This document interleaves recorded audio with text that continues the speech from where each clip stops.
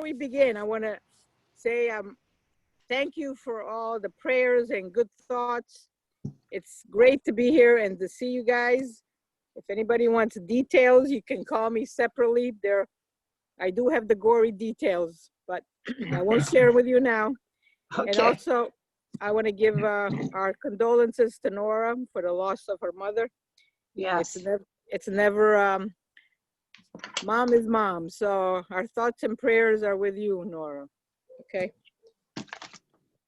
Thank you, Fran. All right, Steve, we can open up the meeting and take the roll call. Sure, and I'm just going to go by who I see on my screen because it's hard to do it in any other order. Okay. Mr. Baxendale, Present. Mr. Mushak, Here. Mr. Meglio, Here. Ms. King, Here. Ms. Langalis, Here. Ms. Peniston. Here. Okay, you have 6. Okay. What's first on the agenda? Okay, so the first item is an 824 referral from Building Management regarding the renovation of Jefferson School, which includes a gymnasium addition, bus loop and parking lot modifications, and they're looking for a report and action to the Common Council. Which is meeting what, tonight? Or they're meeting now? Preferably, yes. Okay, Alan. Here I am. Thank you. Let me just start. We have a full presentation tonight. I'm not sure how much time you have and all that, but we have the architecture firm and the consultant going through the design phases with you, the design with you. Basically, the city and the planning commission and the city approved $33 million for the renovation of Jefferson School. And the type of renovation we're doing is called renovate as new. What that means is that everything in the building, generally speaking, the building get gutted. The exterior, generally speaking, stays the same, but at the same time, it's windows and things, and I'm not sure windows, but anyway, everything is kind of complete. Unlike Pona School, where we go in and do interior work and renovate and new, everything get replaced, and it's supposed to be good for the next 20, 25 years, 30 years kind of thing. And then the reimbursement for the state cover the entire project. Unlike a normal improvement work, they only cover certain items that they consider to be replacement.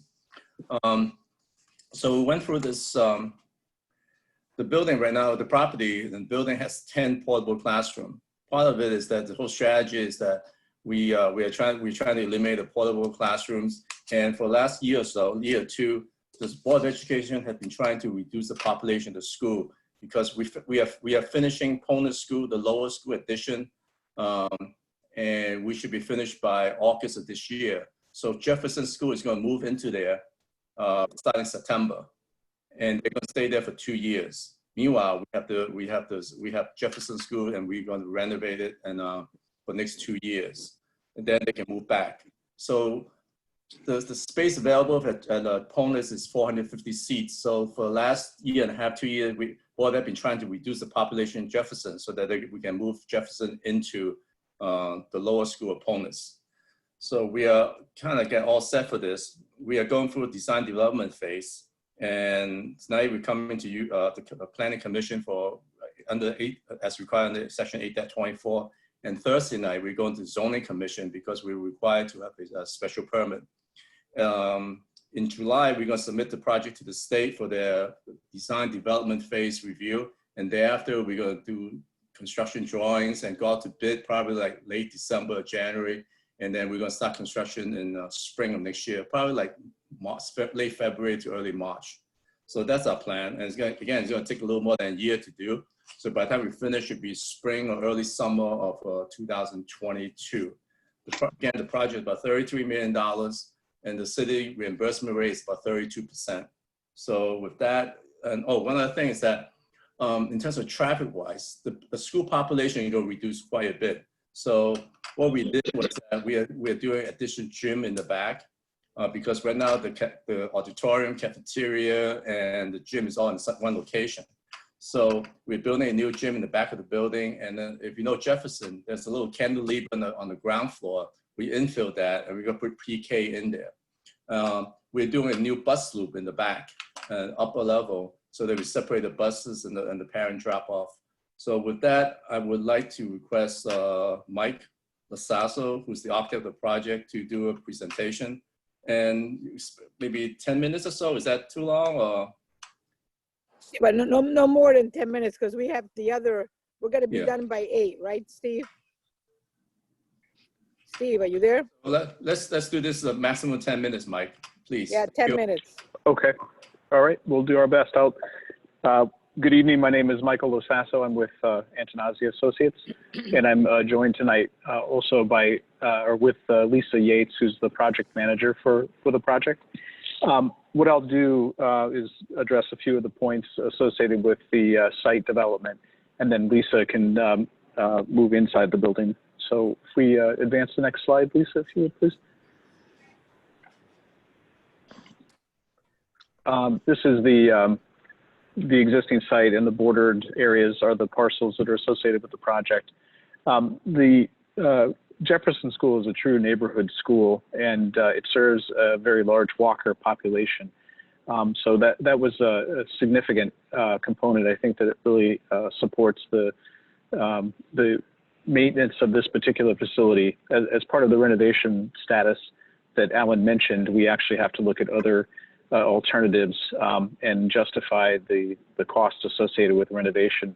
It was easy with this school because this site has been a school site for many years. Actually, this school was built in 1968 or 70, and the site was actually occupied by a school prior that burned, I think, in late 1960s.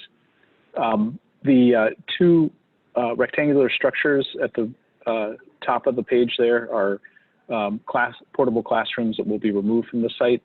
What we will be developing are a new addition that comprises a gymnasium, and we're also adding additional classrooms under the bus loop that you can see at the lower right-hand corner of the site. So we're going to infill that and separate parking. If you could go to the next slide, Lisa. Thank you. This is just the existing property survey, which is similar to the image that you saw previously in the aerial. If we touch to the next slide then, Lisa, please. So this gives you an idea of what we're modifying. There will be modification to the parking on the southern end of the site. The north is to the right-hand side of the page, and as well as the bus loop, and then the portables being removed. I think actually, Elisa, the next page might be more informative in terms of the development, since we have limited time. So this gives you an idea of some of the enhancements. One of the points I want to make, again, relative to security, is that we're separating the arrival to the school. On the west side of the school, toward the top of the page, you'll see a looped drive. That will be the new bus loop, and that's accessing the site off of Grandview. We eliminated the bus loop that used to be at the corner of Grandview and Van Buren, and moving it northward, I think, actually provides some benefit getting away from the traffic that's generated at that intersection. The buses will deliver at the top of the site. The site has a two-story change in elevation, and the main entrance is actually on the east side of the site, 2 stories down. And that long stretch of parking with the drive is actually the new parent drop-off, entirely separate from the bus drop-off, and that will take students to the main entrance. After the school is actually active and in session, visitors will be only admitted at the eastern entrance off the parent drop-off bus loop. Some amenities that are being contemplated for the site include some improvements for sidewalks. Again, from a security and safety standpoint, we're adding new sidewalks to help walkers that come from the south, from Bedford Avenue, convey northward to the main entrance. And one other item that we are currently exploring that was noted in the package was the addition of solar photovoltaic arrays, which would be located both on the building and also on site. And if you could see Lisa's cursor, along the southern portion of the parking, we would have a boundary that's set aside for the development of potential PV array. I think the Mike, let me interrupt you for a second, since you mentioned solar. Sure. The city had taken the strategy that all new facility that we develop, we will consider solar for energy conservation purposes. And therefore, there's no different for this school. We're looking at it. There's probably, the way we do this project is like the city is not buying the system and installing it. We are leasing the system because the private sector can take advantage of tax credit to make it more feasible to implement. So we're leasing the system from a solar developer, but that's a separate project in a sense. But at the same time, the city had went through some approval. We have a Green Sky, who's a solar developer working with us. So in terms of solar, there's about, I would say about 90%, 95% chance that we will do that. But that's on the roof. But on the parking area, since you mentioned it, the carport solar system, typically those numbers doesn't work out financially because a roof system requires just a racking system and balance it on top of roof. But a carport system requires foundation and structural support that adds substantially to the cost of the system. Therefore, most of the time it's not cost effective. So we're looking at it, we're considering it, but the chance of that happening, I would say around 10 to 15%. So I just want to make that clear that we are presenting those things, that those are part of our strategy, but what you see in the end may or may not include a carport, but most likely it would be something on the roof. Thank you. We have several other site-related features, but one of the more significant ones deals with the management of stormwater. We're required for any school project actually to mitigate the storm water. So we've incorporated galleries underground under the parking at the south end to actually detain water that's collected from all over the site and stored and allowed to enter the city systems without overtaxing them in a large rain event. Show up a little better on this one. The galleries. Right, in that area. Mm-hmm. And so I think with that, those items are related to the site. I'm going to ask Lisa to advance into the building discussion. Sure. And in our package, we gave you a bunch of exterior elevations, but these isometrics sort of show what's going on a little bit more holistically and more quickly. And you can see that this is the west portion of the site, 2 stories above the lower portion, the east portion of the site. Our total building height as submitted is 45 feet, but that's above the average grade plane. The height of this gymnasium is only around 24 feet. We are also showing our roof screens around all of the rooftop equipment. I'm going to show you the back view. I also threw in the solar arrays that are currently being proposed by Green Skies for this area. This is north is up, but just to go back to this, you can see the screens are all going to be behind the photovoltaic array on the roof that we're currently considering. So everything in green here is new. Separate entrances will allow, as Mike was saying, the bus loop comes in. This is only open when the buses are dropping off or picking up, so the site is gated the rest of the time. And at all other times, entrance is over here through the east side. This also shows the infill below the current bus loop, where this is an alternate for a stair to be added at this side to help with communication between the cafeteria and this bus drop off, and also we have playgrounds up here. This gymnasium block is easily locked off from the rest of the building, and this stair could also potentially be used to help access this area without having anybody go through the school. I'll quickly take you through the plans. So this is the first floor plan, and right now this is parking lot, so this is our new infill area. The first floor is going to be pre-K, kindergarten, and first grade. Another major thing we're able to accomplish with the renovation is we were able to move the entire administration office to the first floor. But throughout this, in keeping with the building being used as a neighborhood school and having a lot of flexibility, we really standardized the classrooms Even these 2 resource rooms that we have set up on each floor, on each wing, are set up so we are not putting any power in these walls. They could be removed if you ever need to turn these into a classroom. Now this is a multi-purpose space. It's the gym, cafeteria, and auditorium. We're removing the gymnasium function from that area. We're putting in a totally new kitchen.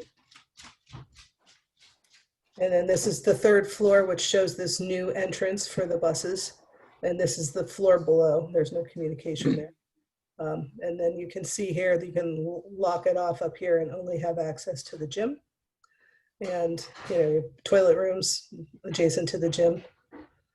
This is 4th and 5th grade on this floor. I forgot to mention 2nd floor is 2nd and 3rd grade. So that's very quickly. Actually, I can show you the sections. It's our roof plan, which I think is better shown in the isometrics. But this section is cut east to west, so you can see the gym entrance, some of the classroom spaces, and going down to the entrance. I think that's pretty much the presentation. Right? Yep. Thank you. So I can stop sharing unless you want to, if you have questions, I can go back to a particular slide. I have a question for kindergarten and pre-kindergarten. How will they get access to a playground? Great question. They actually have a playground on the site that's dedicated to the pre-K, and potentially the 1st graders as well. All 3 of those grades are located on a level of exit discharge.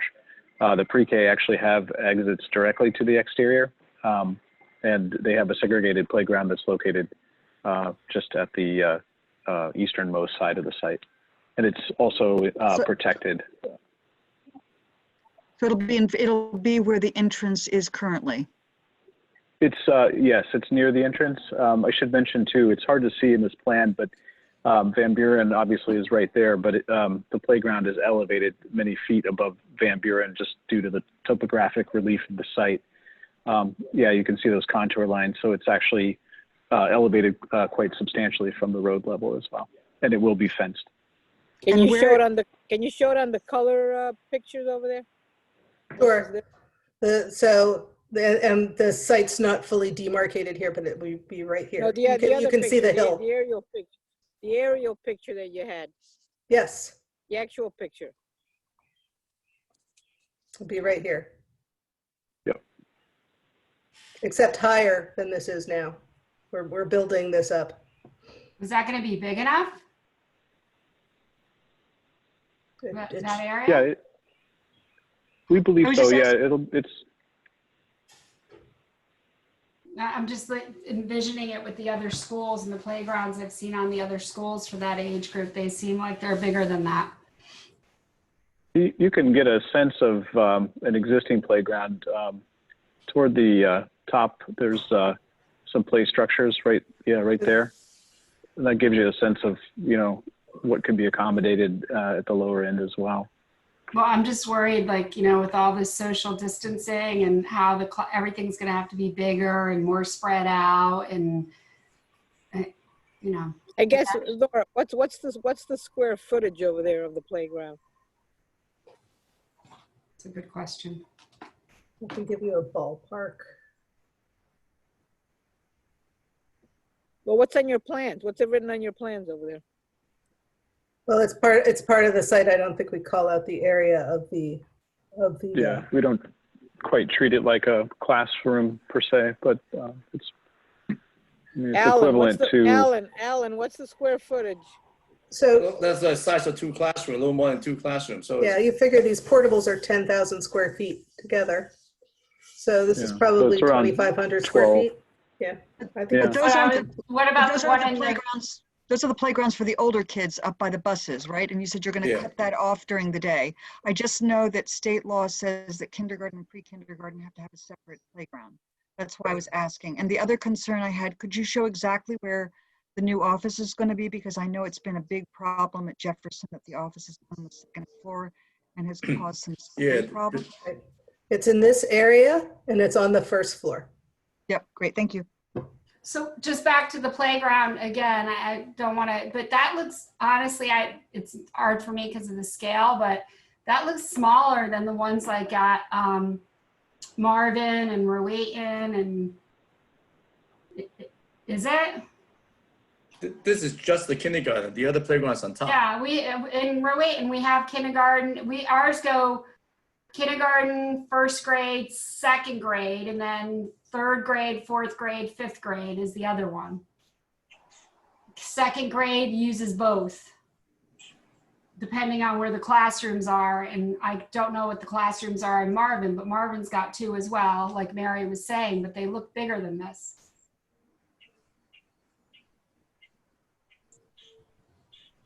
I would take a look at it, but Yeah, I mean, 2 more we, playgrounds on top. So we got, I mean, in a way, you got to look at all 3 of them together, generally speaking. How it's split up. yeah, I should mention too, you know, that's one issue with an existing urban site. There are, you know, to a certain extent, some limitations in terms of what, you know, what we can develop, especially with the location of the students on the lower level. There are instances where they will actually convey to the cafeteria or the gymnasium, but generally we try to keep them, you know, secure on the first floor for their primary classroom activities, and that's the reason for the adjacency of the playground in that location. So with all of this being our newest thing, how are you building the classrooms for the social distancing, and how, you know, how this is, I mean, have you relooked at it? Have you thought about it? Or the classrooms like built with the concept that you're still going to have 26 kids in them? What's It's an excellent question. And, you know, we've, you know, for our clients, we've actually offered consideration, you know, particularly for clients like Norwalk and others, older clients even, where the facilities were designed based on state statutes that limit square footage. In this instance, again, the existing structure is really a given, and the configurations of the spaces have been increased as much as possible to accommodate classroom space as large as we possibly can. We haven't in depth looked at the social distancing aspects, but I can say that they would certainly be very challenging for this existing facility, again, being limited to the envelope that we're building within. Have you talked to, since the state is funding some of it, and have you talked to I mean, why couldn't you add another story to it? I mean, I think it's something we have to consider. There's no reason to like continue like doing some of the development and building if we're not really thinking some of this through, right? Or I'm the only one who thinks that way. State has their funding at this time. The state has not changed their funding square foot area of any school. So right now, the grant application was submitted last year. And we're bound by our state standards. Who is that speaking right now? Jim Giuliano, I'm sorry. Alan, the question is for you. Has any of this stuff been thought about or discussed while we're doing this and we're in a new world? The answer is no. Being very straightforward about this. The reason being is that this project has been designed for again, we don't know what the future holds for this whole social distancing. I know this coming year, it's a problem for the school system in terms of social distancing, and it's this September. But with assuming there's a virus shot in the future and like a flu shot kind of stuff, we don't know what the future will bring us. So we can't. First of all, the current regulation does not allow us to build any bigger than this. The state's not going to fund it, and the city have to carry the whole load. And it's not so simple just add another story to it, because structurally you may have to tear down a building to add another story. So I'm not trying to figure all the ways you can do it, but it's just that it's not part of the plan. I mean, even for some reason, again, we didn't know what the criteria to design it to. The teacher union requirement, it's 24 kids per classroom for I think for second grade up, I believe. that's for the entire school system. So any changes, any strategy that Boyle developed had to apply to the whole system. So, I mean, again, I wouldn't even know how to answer the question in terms of like, how do we design for social distances, and how long is this issue going to stay with us? Is it going to be for next 10 months, 15 months, 6 months, depending on whether the virus shot's available and what's the new normal? We don't know. So unless we put the project on hold and wait, see what happens kind of thing, we can't solve this problem by just one building. I mean, it's consistent. This is consistent with all the state requirements as well as all the other buildings, schools in the city. So any strategy that will be developed will have to apply to all the buildings. So I don't know how to answer the question in terms of what is the solution, but I can tell you that there is no consideration of social distancing because it wasn't part of the criteria when this thing is designed. It's been going on for about, I would say, 9 months or more. Hey, it's okay to say we don't know. We're just starting our discussion. We know we don't know, right? Right. So, Right. So I just want to give you my long answer to a short question. I have a May I ask- comment. Hello? Go ahead, Mike, you go ahead. I think this is a brilliant solution for a difficult site because of the grade change, and the separating the bus and the parent drop off is really smart. And all of the, like the entrance area, that's the new entrance area down below, the way that comes in from the other side, all of this makes so much sense. So I just want to congratulate the architects and the Board of Education for coming through with this. This is my district for my neighborhood in Golden Hill. And I think that our residents in our neighborhood are going to be thrilled to see this. And I just have one question about the proposed garden. Is that an interactive children's garden, or is that more like a meditative space? I think it's really contemplated to be more of a more just related to plantings, lawn and small shrubs and so forth. It's not currently intended to be interactive. Let me interrupt for a second. Don't they have some kind of children's growing garden there now? Is that what they're supposed to replace? There is a garden. At least I don't know if you can go back to that area. Sure. Aerial, we might be able to see it there. By the I think that had to do. portables. Correct. Yeah, and I think it actually was a class activity. I guess you really can't see it. It's over in, maybe it's here, that neck of the woods. Right. Okay, thank you. It's not having a great spring. We were just out there just because it hasn't been tended. But I think also that area could support something like that. I have 3 quick questions. Number 1, how many additional classrooms and capacity is being created with this plan? Second question is the area up to the upper left, up by the entrance of the buses, is that a graded area that can't be used for some other space? And I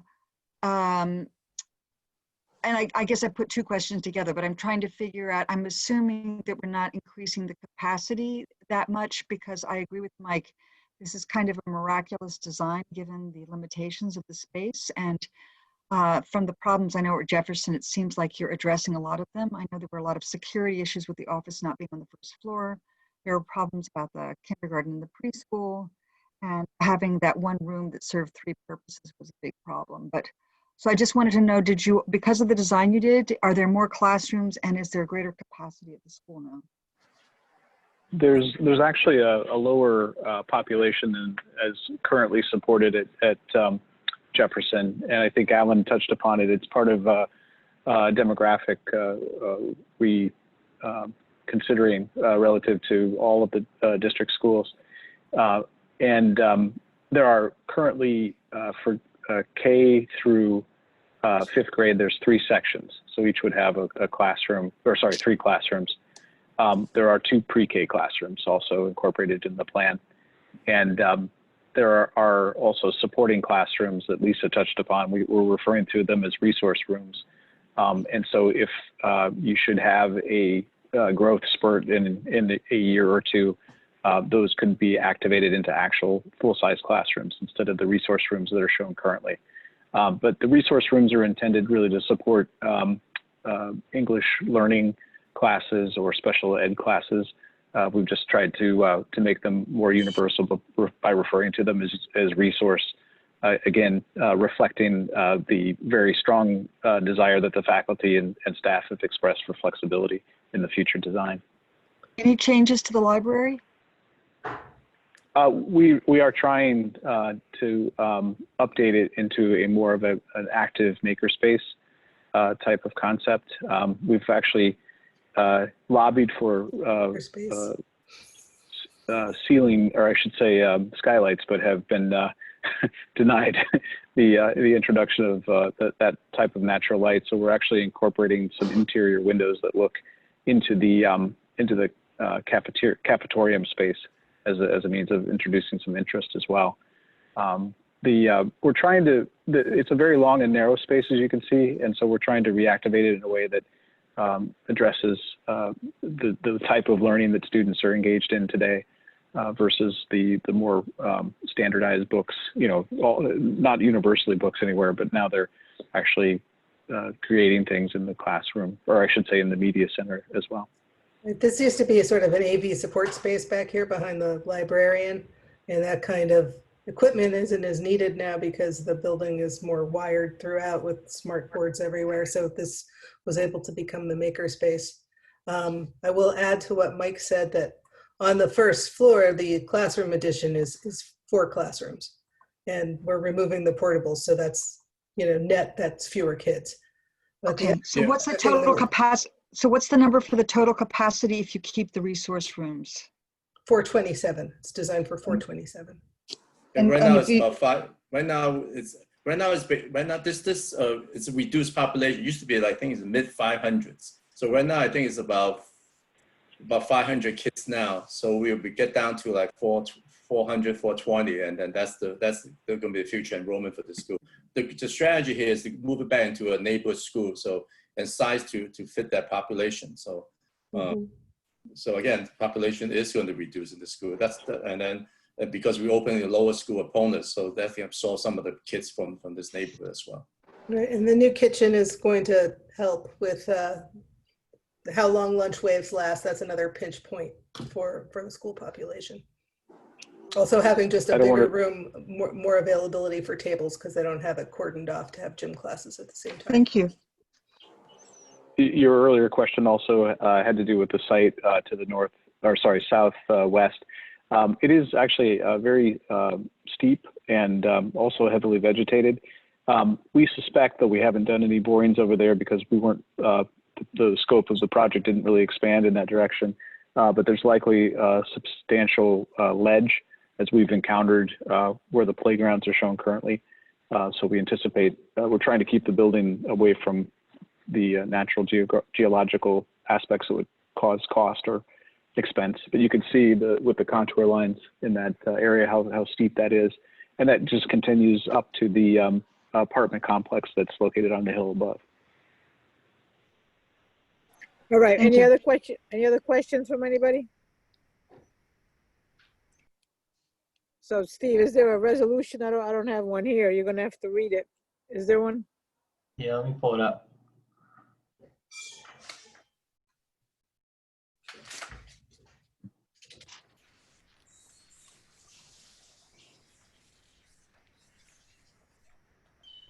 Brian, you want to read that? Or I can if you don't want to. Yeah, so, yeah, Let me see. I can't see if I can make it bigger. I can make it bigger. Be resolved by the Norwalk Planning Commission that the 824 referral made by building management for the renovation of Jefferson School, including a gymnasium addition, bus loop, and parking lot modifications, be approved for the following reasons. And we have, so I'm proposing that we accept this resolution as is. Can you guys hear me? Do I have a resolution? We can read A it. second? Seconded. Okay, Mike, second. Yeah, All we in should- favor? Is everybody We should do position? hey, Fran, we should do a roll call vote, just so we have it recorded properly. Okay, all right, do a roll call then. Hold on, let me Wanna just get- switch my, yeah, I'll can get you out of this stop the one. screen share, Brian? One Yeah. sec. Okay, that's better, thanks. Okay, so I'll just go by who I see first. Mr. Mushak, Yes, and I want to thank Alan Lowe as well. Mr. Baxendale, I owe you dinner. Mr. Meglio, Yes, Alan, you're still in the doghouse, just remember. Ms. King. Oh, Appreciate you're- that. Yes. Okay. Thank Ms. you, Peniston? Alan, and thank you, Sure. Mike. Ms. Peniston, Absolutely, yes. and Ms. Langalis. Oh, let me unmute you, Tammy. I'm muted. Yeah. She, Did we hear from Tammy and Brian? Tammy, you're the last vote. You're She's muted, muted. Tammy. She muted herself, probably. Yeah. Yeah, I can't unmute her for some reason. Tammy, can she raise her hand if she wants to vote yes, or thumbs up if she wants to vote yes? Oh, there she is. Now she's There you unmuted. go, Tam. Oh, there you go. Tammy, can you hear us? Yes, I don't know why it's been kind of cutting in and out. Sorry, I didn't So- mute myself, but you hear me now? Yes. Are you in favor of the motion? Yes. Okay, so that's unanimous 6. Yeah, thank you very much. Okay, Okay. thank you. You. Thank you. Thank you very much. Thank Okay, you. all right, what's next? The Glover Avenue? Yes, would you like me to, there's 3 separate items that are being considered then in front of the zoning commission. Would you like me to read everything? I mean, you're not taking any action tonight. Well, we're not David taking any Waters? action. We were just gonna have the presentation, right? Which, how long is that gonna be? We have plenty of time, Fran. There's no time limit. Well, don't say that. We're not gonna be here till midnight, that's for sure. Oh, yes, we have to be done by 7:30. Well, we don't want, I mean, who's giving the presentation? Attorney Waters on behalf of the applicant. Okay, Duly noted. all right. So give us, you wanna give a quick summary, Steve, and then we go into the presentation, or what do you wanna do? Sure, I'll do it very quick, and Mr. Waters, I'm sure will go through things in fine detail. There's a proposal in front of the zoning commission to rezone approximately 16 acres up on Glover Avenue. The project consists of 3 distinct applications. One is a map change to rezone some parcels that are business 2, some that are AAA residents into executive office zone, consistent with the majority of the parcels. The second part is several text amendments, which I sent you a truncated or a little different version of earlier this week. And the third part would end up being the site plan application, but I think we're working with the team on revising whether a site plan application is appropriate and then moving towards a special permit. So I think the zoning commission may end up taking this in pieces and approving parts of it, but we're kind of very early in this process. It's a large application, so it'll probably get approved sometime later this summer. Or at least voted on, I should say, later this summer. So when it comes up on our agenda next month, just so, how is it coming to us? Is it all together, or we don't, or what, I mean, if zoning's gonna go separate, how's it coming to us? So you'll be voting on the text amendments and the map change. So the map change, I don't foresee changing at all from what you're presently looking at. The text change might change a little bit from what you've seen, but not significantly. Okay. Anybody have any questions before we start with the presentation? Yes, I do. Steve, it looked like on the map that some of that residential land that's being changed is actually on the other side of Route 7. Is that true? Or maybe it's just the way I'm seeing it, you know, on No, the other there's side of the connector. No, it stops at the on 7. It doesn't go It does. further. Okay, so it's not going over onto like Belden Hill Avenue over on the other side? No. Okay, thank you.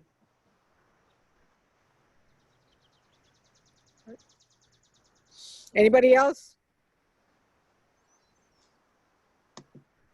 Okay, let's go forth. Thank you, Madam Chair. For the record, David Waters, Building and Land Technology General Counsel. Good to see you all again. I'm going to just shift to sharing my screen.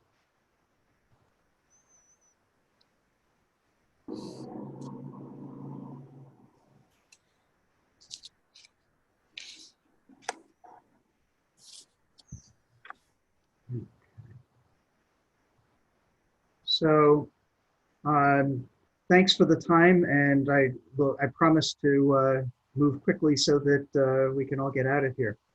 The property that we own that is the subject of this application is what you see here that is in the yellow dashed area.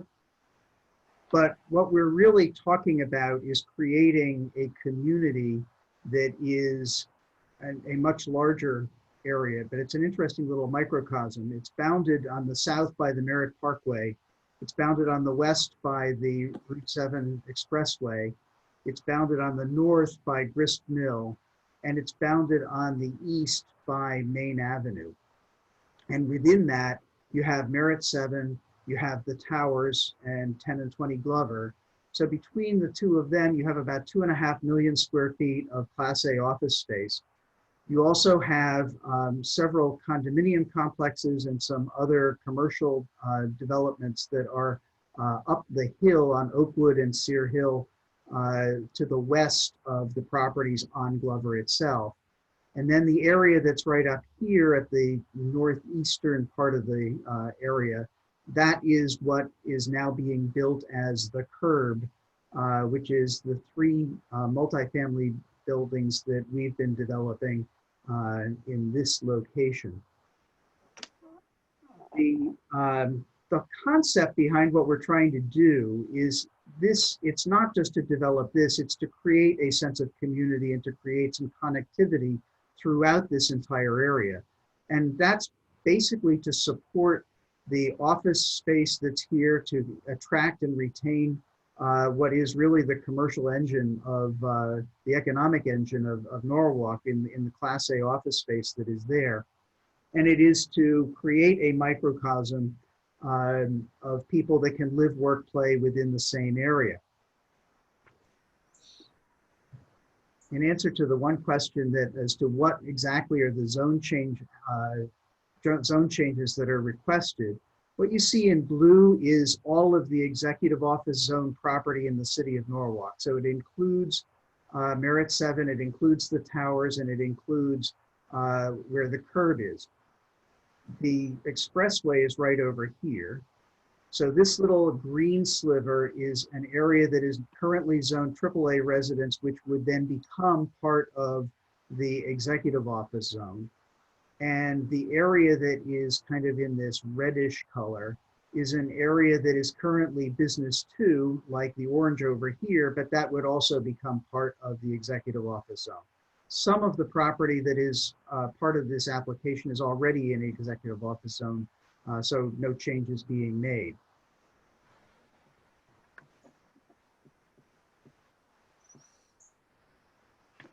Important thing about this, what we're looking to try and do, and the focus of where we're going is healthy lifestyles, supporting corporate workers, empty nesters. These are the types of people that we've experienced are renting right now at the curb. The curb building A is 98% full, and a lot of the people that are coming in are people that are from the various companies that are already at Merritt 7 or the towers, or they are millennials, or they are empty nesters.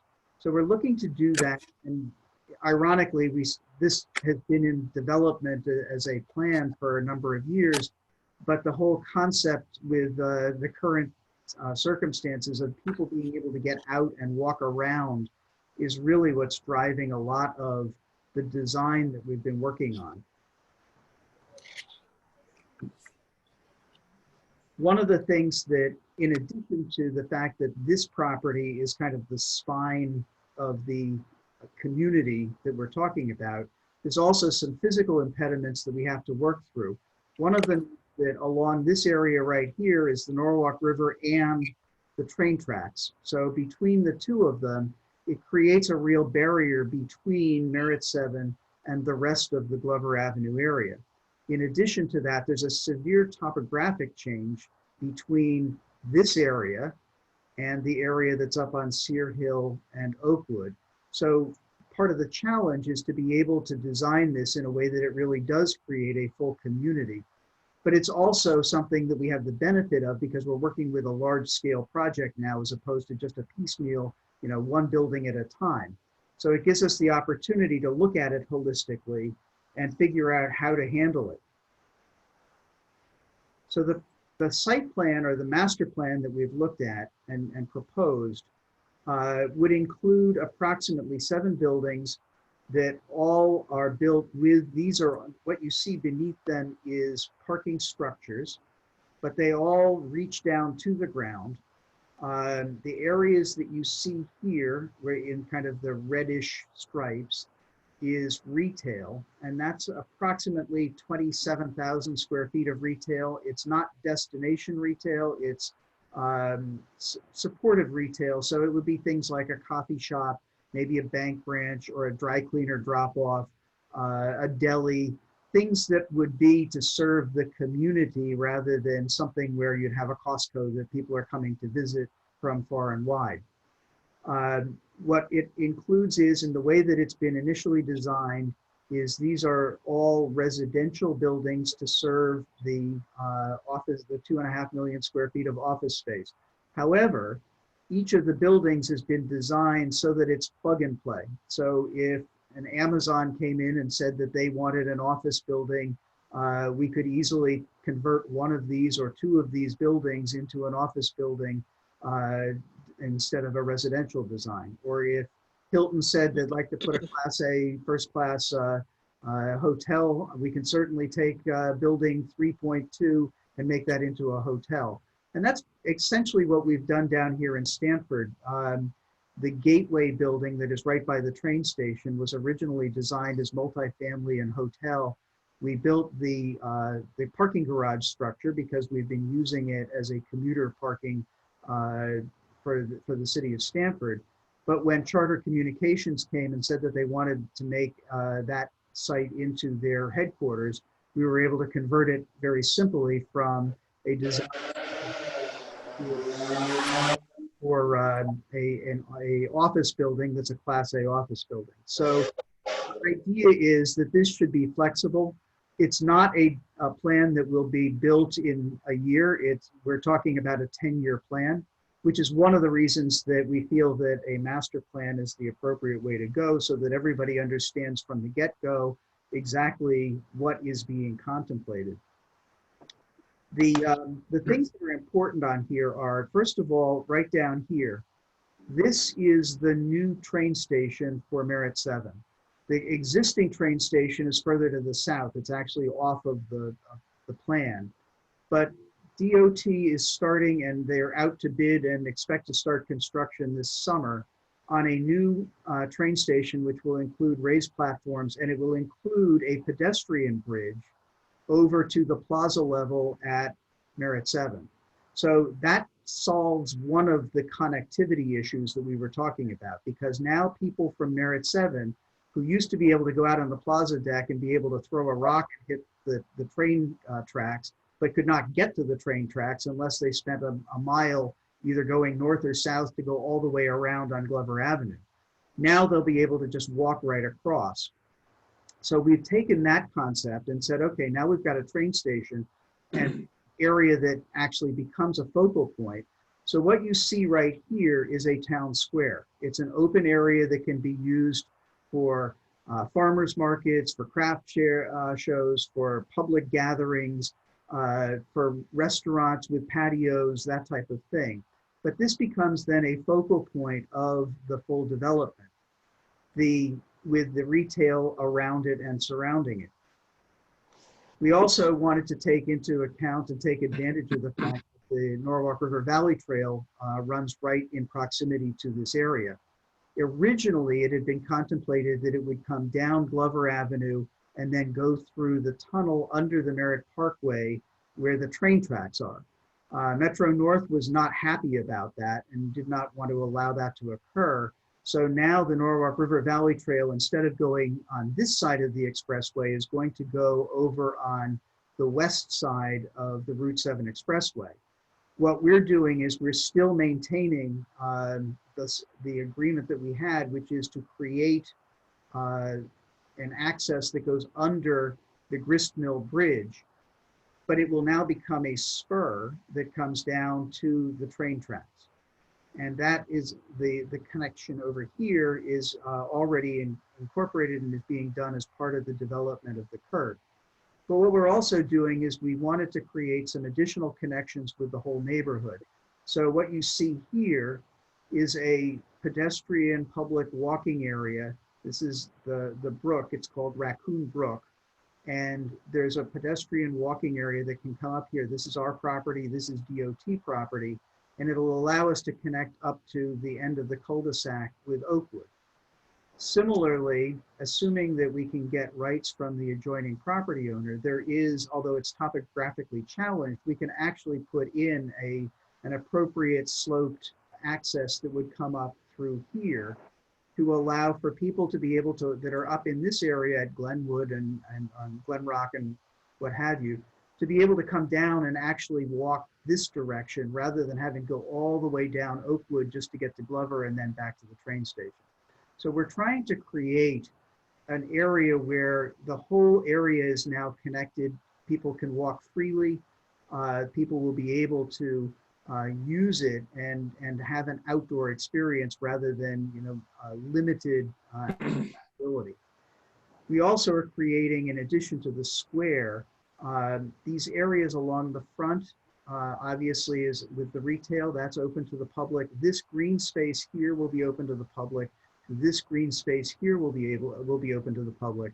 So part of this whole design is actually to create public access, not just for the owners of or renters of these buildings, but for the public itself. And it's roughly 20 to 25% of the entire site that we're proposing to do that with. So why are we doing a master plan? Well, when you do a zone change, as you know, you can't condition it. It either is or it isn't. It's either in zone X or it's in zone Y. And once you've changed it to zone Y, then the owner of the property has the ability to take advantage of whatever zone Y allows. And that means that we all have to take a leap of faith as to what that means. What we're proposing is, with the text amendment, is that there would be simultaneously with the approval of the zone change, there would also be a master plan that is approved. And the master plan would then say, this is what you're allowed to do. You can't go beyond the parameters of the master plan without going back to the commission. So the commission now understands exactly what it's going to get. By the same token, we as the owner of the property also know what we can get as well. Because again, with a 10-year plan, people change, philosophies change, commissions change. And so to have something in place where everybody says, okay, we understand these are the ground rules, then allows us to have certainty, especially since there's a significant amount of investment that would go into developing the whole project over all that time. Each of the buildings, once the master plan is approved, each of the buildings would not be able to be built immediately. They would also still require site plan review. So all of the usual requirements that the zoning commission would review, like traffic, utilities, layout, architecture, would still be within their purview. And we've been working with staff to work on some of the standards that we would talk about that would be part of the master plan to begin with.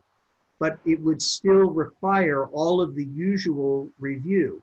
And I would remind you as kind of an example that all of the Merit 7 buildings were approved by site plan review as well. So just as you had a significant building here that was approved by site plan, same would be true with all of those. Just a couple of additional points. We are not proposing any public funds for the development. So there's no enterprise zone, no TIF that's being proposed. This is all being done. We recognize that there will be, in fact, improvements, traffic improvements that will need to be made.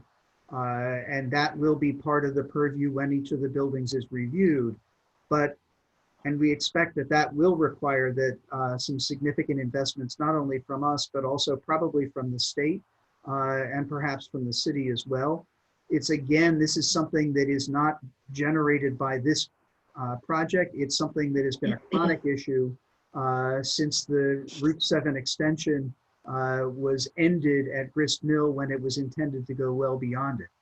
But by the same token, we also think that that it is an opportunity to solve that problem and to do it permanently so that there is, in fact, a better traffic flow. And we've been in touch with the state and we've discussed alternatives that would allow that to occur. There's two other things that I just want to point out to you that we've submitted, which I don't think often do get submitted, if they ever get submitted, with these types of applications. One of them is that we have submitted an analysis of the consistency of our application with the Plan of Conservation and Development. It was submitted by Francisco Gomes of Halliday. And that is, I believe each of you has probably received the materials that we submitted, and it is shown at tab 4 of the binders that we provided. We looked at, and we actually frankly have had our plans under design for a couple of years now, but we wanted to stay out of your way while you were developing your Plan of Conservation and Development. But this is now an analysis that has been done that takes into account the current Plan of Conservation and Development as you just adopted it. The other thing that we have submitted, and it's at tab 5, is an economic analysis, a fiscal analysis of the project. Often with these types of projects, there's a question of how many school kids, is this really a tax generator for the city, or is it something that's going to be a drain on services? So we have submitted a full analysis by Goman and York, and we welcome you to look at it, and we can certainly make available Dr. Poland, who prepared this, but it actually gives you a lot of the information that frequently is asked for and most of the time you don't get from an applicant. So we felt it was important that we have that. Looking at the plans again on kind of a 3D version, what you see is this is an 11-story building here. Now in the executive office zone, currently, you're entitled to a 12-story building for a hotel, an 11-story building for a multifamily development that's a commercial PRD, and an 8-story building if it is an office building. But it goes a little bit beyond that in that in the executive office zone, if it's in a development park, you can also measure the height and the number of stories from the plaza deck rather than from ground level. So for example, as a point of reference, the towers, the building at 901, which is where GE is, it counts as an 8-story building, but it's actually a 13-story building because it's 8 stories on top of a 5-story parking garage, and it then has a helicopter pad on top of it. And that building from ground level to the top of the helicopter pad is about exactly 150 feet. So that gives you kind of the scale of what we're talking about. This is 11 stories from ground level. It drops down to 5 stories around the square. This building is again 11 stories. This building is somewhat interesting because not only does it have the retail at the bottom, but one of the things that we have also worked with DOT on is we've granted them an easement for 83 parking spaces that are commuter parking spaces. They wanted it as on-grade parking basically in this area. We negotiated with them that while they could have that initially, we didn't want a field of commuter parking that was only commuter parking and only used basically during the day as commuter parking. It just isn't an efficient way of using it, and it's not a particularly pleasant way of using it, particularly if you're trying to create an area where people can walk around. So we negotiated with DOT to agree that as long as they have a separate access and it's separate from everything else, that they would agree that they could have their parking within a parking garage. So this building actually includes a separate access to a below ground level of parking that will be used by DOT for parking for commuters. There is also parking, and you can see it here, several layers on top of the retail that would serve the residential as well.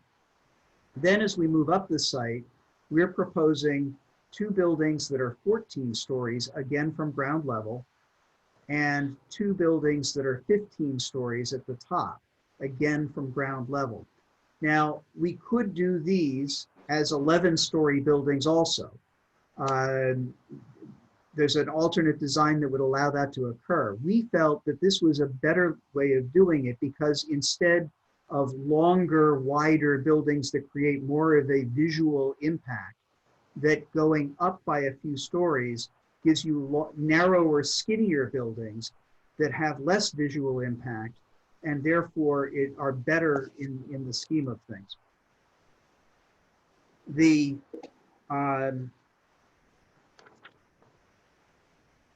purpose, you can see again with the way that the topographic areas work, this becomes a very nice workable walking area that will allow people to really take, just as they now do there's a Wilton loop of the NRVT, this becomes almost a separate segment of the NRVT as well. And it allows us to create a real sense of community around the town square, but it also, there's this green area that's right here that can be used for people throwing frisbees and for other types of activities.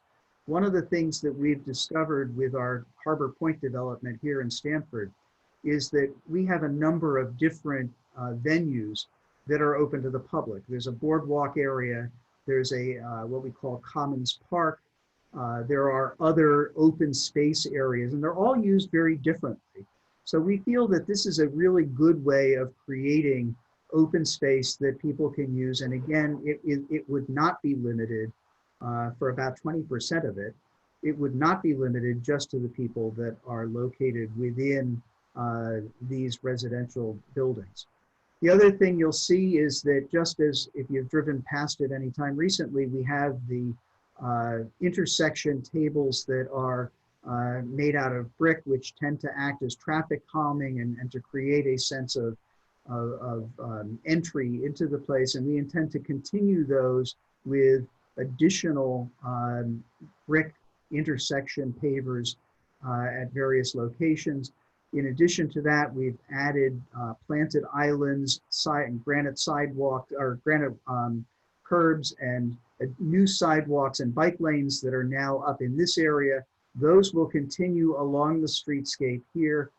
It's our intention to really create a street presence that allows for a real, again, a sense of community, a sense that you're not just walking right along the railroad tracks. It's a bit difficult because this, on one side, you have opportunities for something to be interesting. On the other side, it's very limited because of the railroad tracks, and there's nothing really on the other side unless you can get across the tracks in the water. But by creating that roadway as an amenity as well, it just creates that much more of a sense of community. So in kind of a nutshell, that's what we're talking about. I'd be happy to answer questions, and otherwise we know that it's going to be referred out. The city has hired their own consultants, and we are working with them where they're going to be reviewing this first as to its whether they think that it's an appropriate design and whether it's good planning. And second, to work on some design standards that we would include and incorporate within the master plan to be approved. Basically, what happens is that after the master plan is approved, it would be recorded on the land records. And then at that point, each time, as we said, each time we wanted to complete the development, we would do so starting with the master plan and showing that we're consistent with it. Timing wise, we would expect that we would probably start at the south end where the square is and work our way north. Knowing my boss, this building is complete, building A is complete, building B is complete and is being filled right now. Building C is under construction and probably will be ready in about 12 months, my guess is. So I would believe that we would like to be under construction on this within about 12 months, so that that way when this building is filled, this building will be ready to move forward. Well, thank you, David. And let me commend you on the notebook you gave us. It's very comprehensive and it's all good data for us to go through. Quick question. When you talk about the town square, you're strictly speaking of that area, the tenants over there, right? The town square for the complex.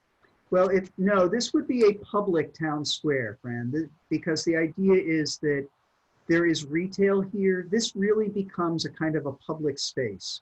We would see this as an area, obviously, we'd love to have the tenants being using it, but we would also envision that that would be used by people that are up here. They want to come down and get a cappuccino at the coffee shop that's down here. They want to just use it and sit out and play chess on a table that's there. That type of thing. That really is not just for the residents. It would be a public venue. Okay, because you talked about, so the town square, then you talked about the retail not being destination retail, and then you have open space for the public. So what kind of open space are you envisioning for the public? And if the retail is not destination retail, what would make somebody come there to use the town square? Well, again, I think that what you're going to have, it's going to be more, the type of retail would be things like a coffee shop or a pizza place or maybe a small restaurant that people can sit outside at cafe tables at or things like that. But it also, what we've done again here in Harbor Point is we've done a huge amount of programming. We brought in actually programmers that programmed Bryant Park in New York to figure out what kinds of activities we could encourage people to do and to bring them out of buildings and out into the public realm. So among other things, it's things like yoga and things like activities, Pilates or things like that. The open space would include obviously the square. It includes all the area across the front of these buildings because that's where the retail is. It includes this area, which certainly, whether we get this connection or not, this is a green space area. This is a significant area right here. It's a grass lawned area.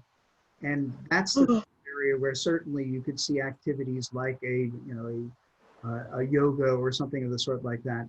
This area up through here, because of the brook, obviously there is a area that is the upland regulated area from the brook, but it allows for walking trails, it allows for benches, it allows for those types of activities.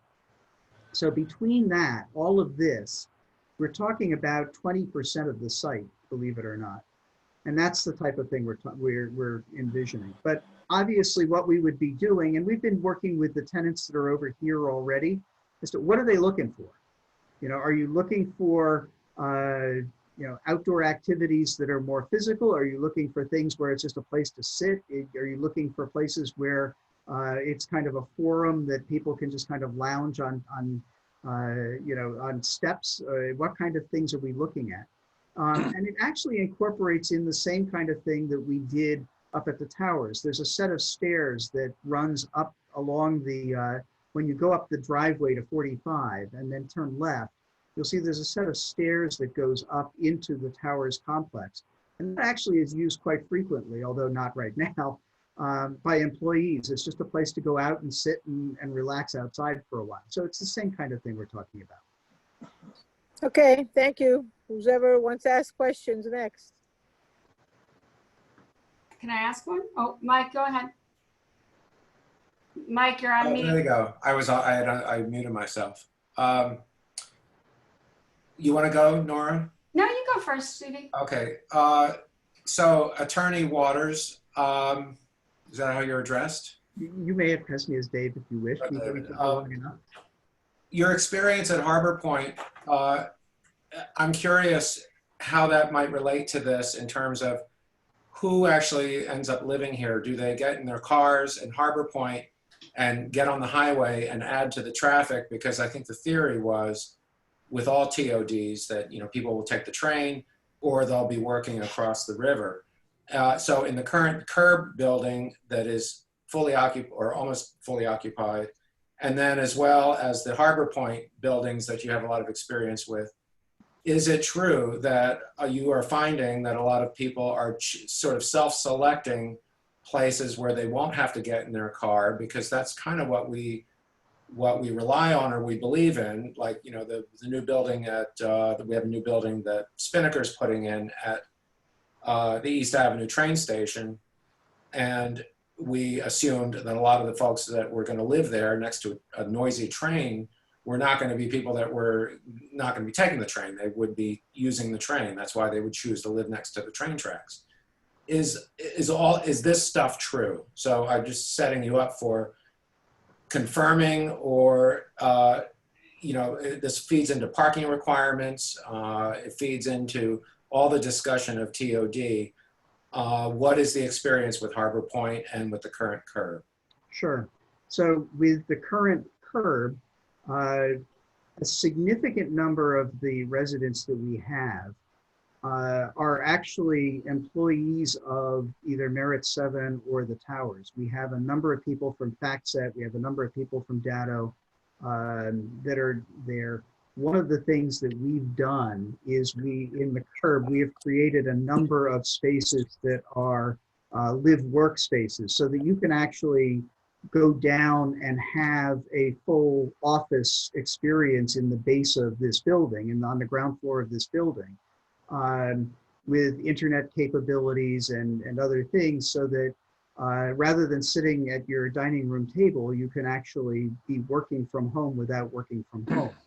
And a lot of people are actually taking advantage of that. It's been really very successful.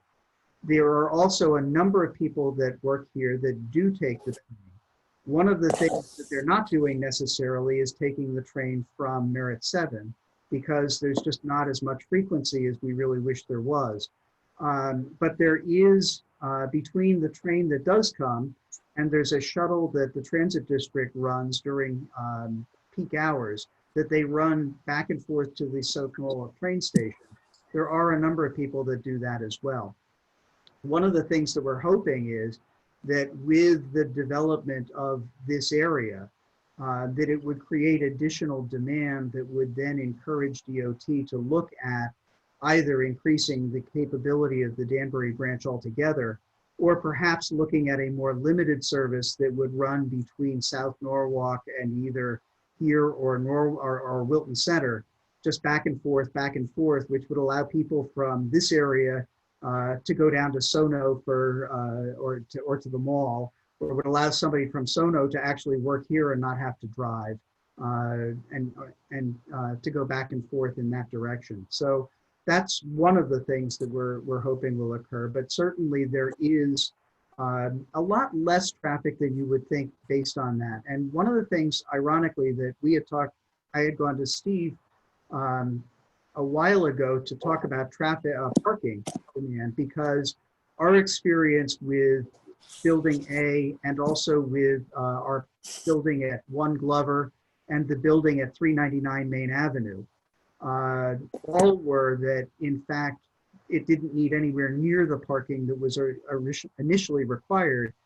2 parking spaces for every 2-bedroom or bigger, and 1.5 for everything 1 bedroom or lower. Our separate analysis was that you really didn't need more than 1.3 parking spaces total for any kind of space, for any kind of size unit. And I went in to talk to Steve about it, and he says, oh, well, that's what we just did down in South Norwalk. So it is absolutely consistent with our actual experience.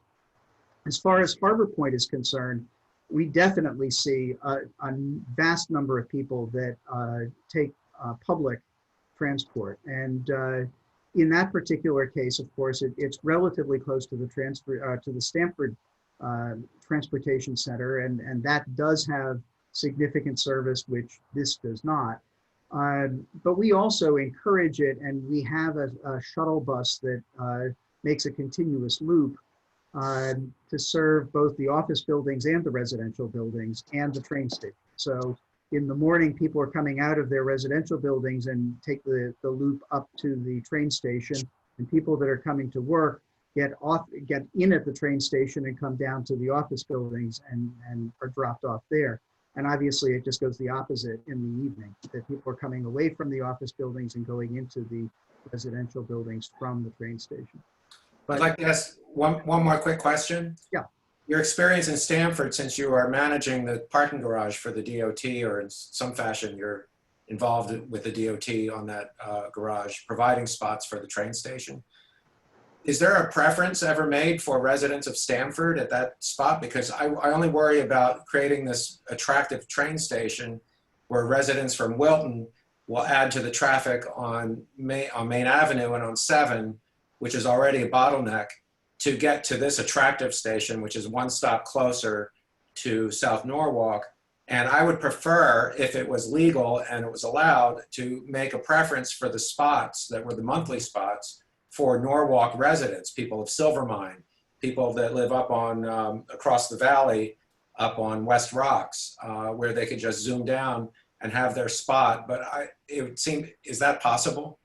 I don't know. I mean, I think it is, because my experience with Westport is that I believe that they give priority to Westport residents.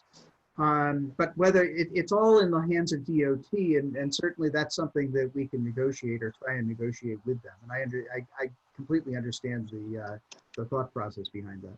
Thank you. Can I ask?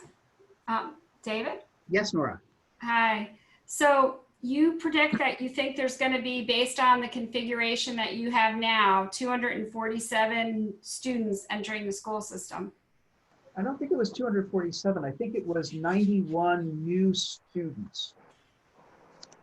It says public school age children with your multipliers. It was based on the Rutgers formula. You had 2. You had adjustments to the Rutgers, and then you had the Rutgers formula, and the formula was 247. And then when you made adjustments to it, it went down to 180. Right, but of the 180, basically 50% of those are already in district. Oh, I see what you're saying. So you're saying you think you're going to get 90 new students. Exactly. So I have a question.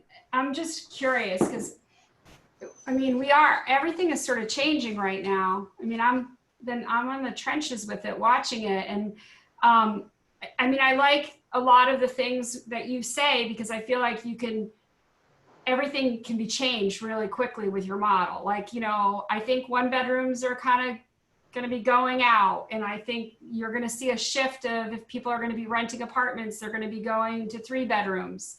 I mean, people are leaving the city. I don't think that's coming back for a while. Connecticut is benefiting from it. So that could shift that model a little bit, because I think, the bigger the units, obviously the more kids you're going to have. I know your complex well in Stamford, because I actually have a lot of friends who have lived there, their kids have lived there or whatever. I've seen a lot of them recently. They're actually, believe it or not, a lot of them are moving up to Litchfield, of all places. And then the other thing to tie in with it all is the lenders. A lot of them are having liquidity liquidity issues right now. They're changing their cap rate, they're modeling on how they're lending on this. They're looking for the government to come in and maybe subsidize them a little bit more because they don't have the liquidity based on all the forbearance stuff that's happening in the market, not only on the commercial side, but on the residential side. So how are you guys addressing that, talking about it? I mean, it is gonna change what you have here. I'm seeing it everywhere right now. So what are you guys talking about in terms of that? Well, a couple of things. One of them is that as far as size of units and what have you, certainly that may be a quantum leap or a quantum shift in what happens in the future. But again, we are limited to some extent by the FAR that we're allowed anyway. So yes, you can have larger units, but then there's going to be less units because you can't exceed the FAR. I completely agree with you on the idea of, Connecticut is currently benefiting. I think that that's probably going to continue on for a while. I also agree with you that there are interesting issues now with financing it and what have you. I can tell you that we right now are we've got tower cranes in the air down here in Harbor Point for 4 residential buildings that we're building right now. That will be a total of, I think it's about 1,100 units. So we know what we're doing. We know where we're going, and I think that we're comfortable with the fact that yes, there's liquidity issues with lenders right now, and everybody's taking a deep breath. But I also do think that this too shall pass. Especially since we're not looking at something that's, we're going to be done in 2 years. We're in it for the long haul. We know that it's going to be a 10-year project. And as you say, some of these buildings are not going to look like this when all is said and done. It may be that there's another office building and that there's a hotel and that there's, and the number of units is very different because the unit mix is different. Yeah, I mean, I feel like everybody's looking for like larger units right now. And I feel like the office thing is like kind of raging right now. Yep. Oh. Okay. David, I understand that the city authorities are suggesting that basically they'd like a smaller implementation of a master plan. Can you think why they would be driving for this or concerned about this area? A smaller master plan? Yeah. I don't know why. I don't know more why. manageable size to allow the master plan concept to be tested prior to full implementation. With respect, I would say that that's foolish. The idea should be that you look at the whole thing holistically, because one of the things that we have the benefit of doing right now is looking at everything and being able to say, well, okay, you could move this over a little bit here, or you could move that a little bit over there. Often we don't have that luxury. I mean, I've been doing zoning work for 35 years, and it's usually a one-off project that I do one building at a time, and then I do another building, and then I do another building, and then you get to the third building and you say, gee, wouldn't it have been nice if we could have looked at this whole thing as a whole, and maybe we would have done something that was a little bit different as opposed to standalone buildings. So I think the idea of, well, let's only design a lesser size is frankly a foolish way to look at it. It's not proper planning. You should be looking at it as a larger plan rather than a smaller plan. So Tend to agree, David. Oh, David, just to tie in sort of what Paxton was doing down with Waypoint. So now the last building is obviously dragging on, and a lot of it has to do with the rental, the inability to rent some of those units. Mm-hmm. And some of them were, I mean, you have a 35% mix of single 1 unit rents, and I think that's what they're struggling with right now, and that they're struggling with now getting the cash and everything. Explain to me how you think like your piece is going to be a little different than what they're facing right there. Yeah, I mean, I think we're looking at a different nature of the beast, who the tenants are to begin with. I also do think that, you know, part of what we've been doing is looking at what our experience has been, what our demand has been with the curb, because clearly that is the standard right now as to who's interested in this particular geographic area. One of the things that we've done, which we think is actually rather cool, is that, for example, in the third building, in building C of the curb, we're now putting in some hotel units so that if you have, you know, a one-bedroom apartment and your parents come to visit you for a weekend, or your kids come to visit you for a weekend, rather than telling them that they either have to sleep on the couch or they have to go down the street to the Hilton Garden Inn, there are some hotel units that will be available to residents there. And they'll look like a typical hotel room, but it allows you to stay in the same building. So we think that these are the types of things that will allow some flexibility, and that will allow people to really be able to work with things like a one-bedroom, but know that you have the ability to expand out to when you have guests that show up. And it goes back to what we were saying also about the workspaces that we're providing too. That if you have those workspaces that are available to your tenants, they don't need as much space in their own apartment either. Oh, wait, that's, I'm just curious because now some of that makes me a little nervous because now everyone that I've been talking to is like, people don't want the shared spaces anymore. They want their own decks, they want their own patios, they want their own piece. They don't like, I think the curve is great, but I think that is going to look a lot different in a year from now because and it quite well may. And, you know, again, you know, one of the things about the workspaces is that they are all separated. They're all separate rooms and with all the facilities. So it's not like, you know, sitting out in the lobby at the hotel with your laptop on your lap. But by this, so it allows for the ability to do some proper cleaning and sanitizing as well. But I don't disagree with you. I think that a year from now, there will be different designs as well, and there will be different impetus to change the way that these things are done. Again, these are conceptual, and all of these buildings, when it comes time to do them and to make the application for site plan review, they'll be fully vetted architecturally as well. And at that point, each one of them, I'm sure, will probably have a great deal of fine tuning that goes with them.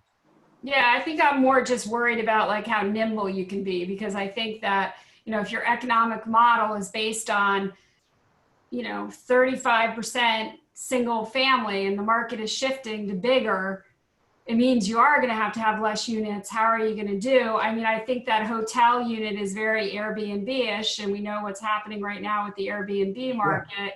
So, I mean, it's just like, if you have to like remodel and flow, are you going to be able to get the same numbers to make it work for you? That's kind of where I was.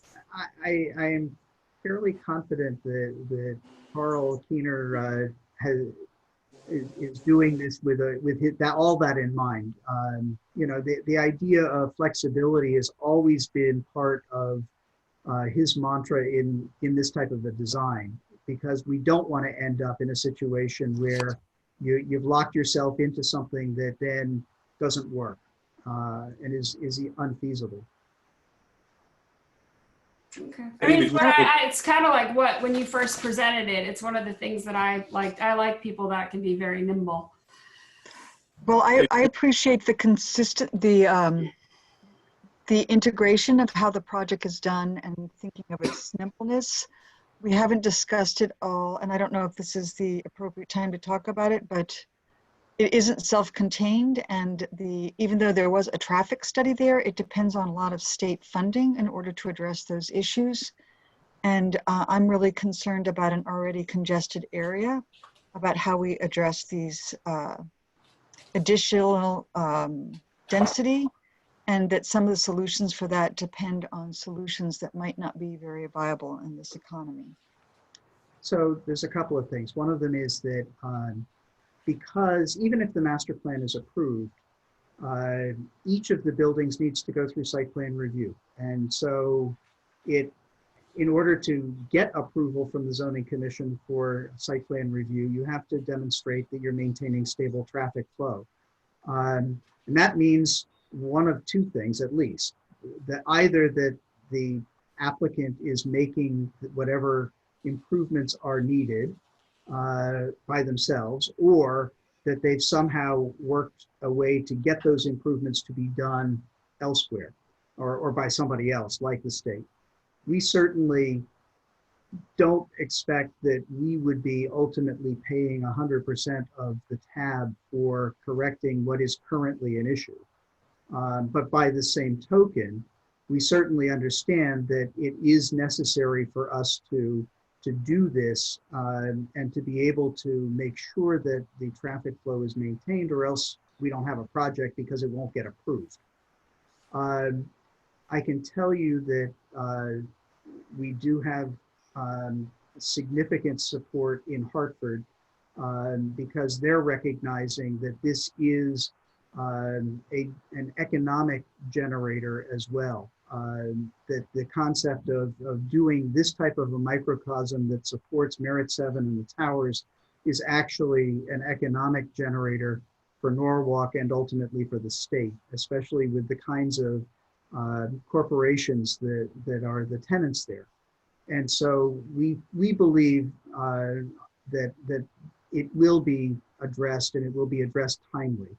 But we certainly are the ones bearing the risk on this. And if it isn't resolved, then the approval of the master plan doesn't get us anything because we still can't build.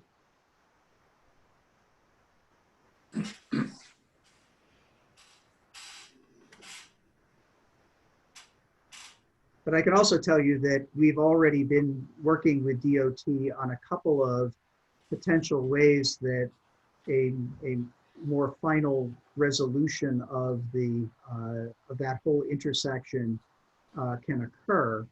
And specifically, it's not just to get people through the intersection, but it's also to encourage people to do what they always should have done before, which is to come off of the expressway, go down Grist Mill, and then up Main Avenue into Wilton, as opposed to hanging a left and then going up through Silvermine in order to avoid some of the other traffic that you otherwise run into. So we think that not only can we help to resolve the bigger question, but we also think we can do it in a way that will ameliorate some of the current issues beyond that intersection as well. I think a big traffic circle, but that's all I'm saying. Believe it or not, that was one of the things we looked at. It keeps flowing. Mike, you go see traffic circles in New Jersey, you're going to lose your enthusiasm for them. They're a disaster in New Jersey. No, I've driven all over Europe with traffic circles and they're fine. And the ones in New Jersey a lot of them were built in the 1950s and they're updating them, and all the new ones are pretty awesome. They're getting rid of them. It works to a certain extent, but I just want to say I appreciate your enthusiasm for them, but they have their limitations. Well, they're not getting rid of them. DOTs are putting them in actually at a record number all over the country. Connecticut is slow to the game, but traffic circles would keep traffic flowing on Main Avenue as opposed to stopping everybody with lights. It is doable. It's just it takes some courage. They're used throughout Europe very successfully in most of the major countries. I traveled across Britain without stopping at one red light. Literally in the Cotswolds, no traffic lights. So circles everywhere. So anyway, I don't want to get off. Take it, but obviously there is a need to resolve that bottleneck at the motor vehicle, and there's no sidewalk on that stretch, which is obscene. That it is, and it is definitely on everybody's radar.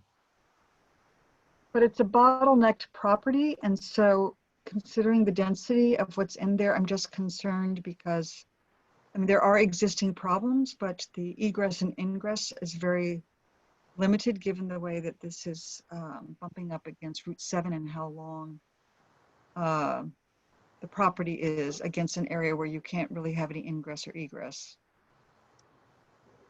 The part of it is that you're right. I mean, there's two ways into this area. One is from Grist Mill, and the other is from down at Main Avenue where the Merritt Parkway is. And there's improvements that are contemplated down there as well that people are kind of going through the process on. But again, the only thing I can say with absolute assurance is that whether this is a master plan that is approved or not, anything that is done with that property, particularly the area up around where 3.1 and 3.2 are, which is already mostly executive office zone anyway, anything that is done with that property would still need a site plan or a special permit approval and would go through the same analysis of traffic no matter what. And similarly, any of the buildings, even if there was no zone change, any of the buildings that are further to the south that are currently business 2 would also require a special permit or site plan review, and you would still need to go through the same analysis with traffic as well. So understood that there needs to be a solution, and the solution probably has to occur sooner rather than later. But by the same token, nothing can happen until that solution occurs, whether there's a master plan or not.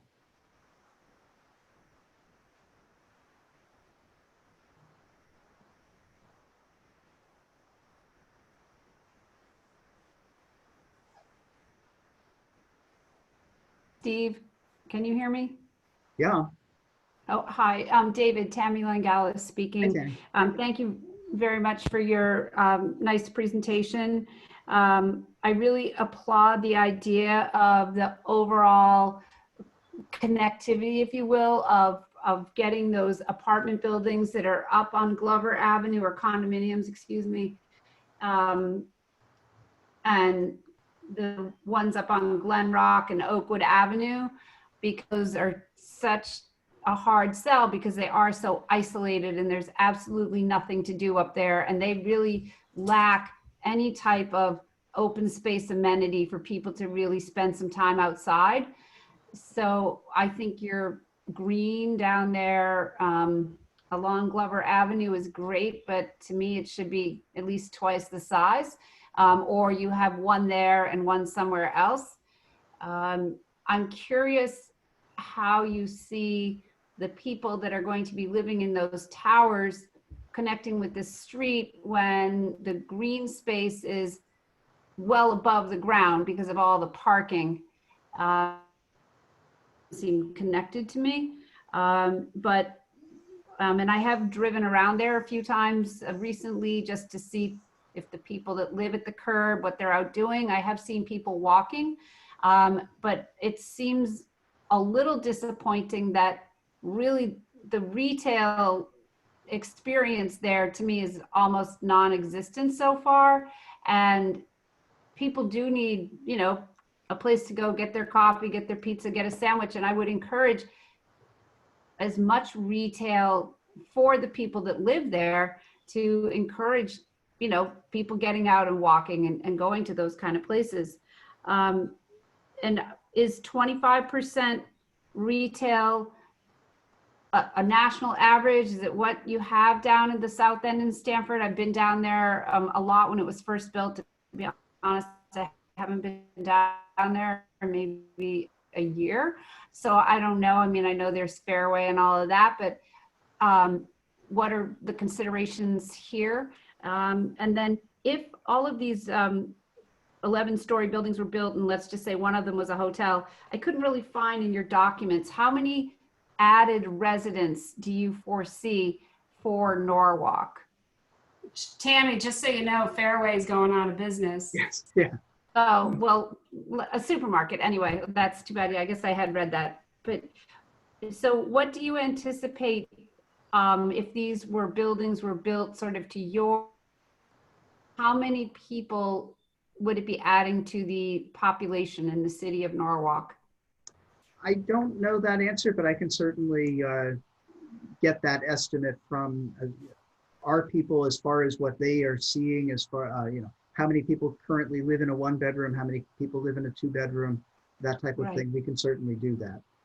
That would be great, because I don't know how you figure out how many school children are going to be in these buildings, but you can't figure out, you need to have the total population, how many children there are, right? Yeah. And I think when you look at the school kids, these formulas always kind of drive me crazy as a mother, because Yeah. you talk about like, oh, it's 14,000, but you know what, if the school's at capacity, it doesn't become just the 14,000, it becomes a whole new classroom space. I mean, it's shocking to me how we're at capacity of my own kids' schools already. Like, there's no more room. And so to me, it's not just a dollar thing. It's like, well, where are we going to put these kids if they're coming into the schools? I mean, we're building new schools, and the school PONUS is already at capacity. I mean, it's like, people can think it's a great thing, but it's not a great thing if we can't afford to hire the new teachers and buy the furniture for it. And it's expensive. So I think when we look at it this way, we're just not realistically looking at like, well, 91 kids in that district is a lot of kids for schools that are already at capacity. Where are you going to put those 91 kids in the classroom? You can't just go and add a wing onto a school, as we all know here. Do you know what I'm saying, everyone? Yeah, So, I do. I mean, granted, it's going to happen slowly over time, this development, if it does, but that still is going to add, whether they're going to go to Silvermine or West Rocks or wherever. I mean, Silvermine's busting at the seams. It is. There's no more room. What schools is this area districted for? This is PONUS, right? No, I want to know what elementary school. I don't know. I think it's PONUS. No, it would be Silvermine, wouldn't it? Silvermine. Silvermine or when? Do you know the answer? Probably be either Silvermine or Cranberry. Cranberry Elementary School. Can we find that out, Steve?